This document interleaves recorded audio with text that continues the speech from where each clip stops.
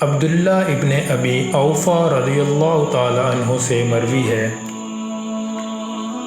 قال رسول اللہ صلی اللہ علیہ وسلم، رسول اللہ صلی اللہ علیہ وآلہ وسلم نے فرمایا، من کانت لہ حاجۃ الی اللہ او الی احد من بنی آدم، اگر کسی شخص کو کوئی حاجت ہو اللہ کی طرف سے کہ میں نے آج اللہ سے یہ لینا ہے، مانگنا ہے، یہ ضرورت ہے میری، ایک ضرورت سینکڑوں ضرورتیں، کسی کو بٹھا کر لسٹ بنوائیں، لسٹیں ختم ہو جائیں گی لیکن خواہشیں ختم نہیں ہوں گی۔ لیکن اگر ان سب کو پورا کروانا چاہتے ہیں آپ اللہ سے، فَلْيَتَوَضَّأْ، تو وضو کریں، وَلْيُحْسِنِ الْوُضُوءَ، وضو کو خوبصورت بنائیں، وَلْيُصَلِّ رَكْعَتَيْنِ، پھر 2 رکعتیں پڑھیں، ثُمَّ لْيُثْنِ عَلَى اللَّهِ، پھر اللہ کی تعریف کریں، وَلْيُصَلِّ عَلَى النَّبِيِّ،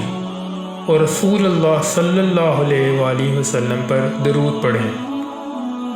ثُمَّ لْيَقُلْ، پھر یہ کلمات کہیں، لا الہ الا اللہ الحلیم الکریم،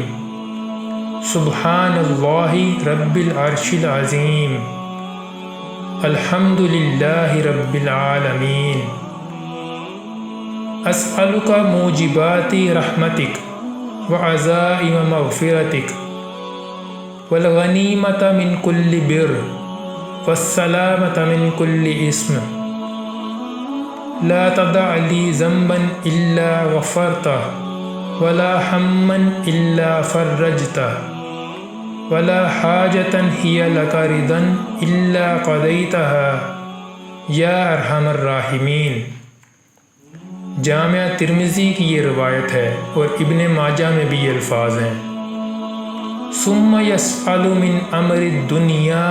والآخرہ ما شاء فإنہ یقدر، دنیا کی کوئی چیز مانگے،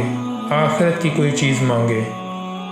ما شاء، خوش ہو جائے، اللہ تعالیٰ اسے عطا کر دیں گے۔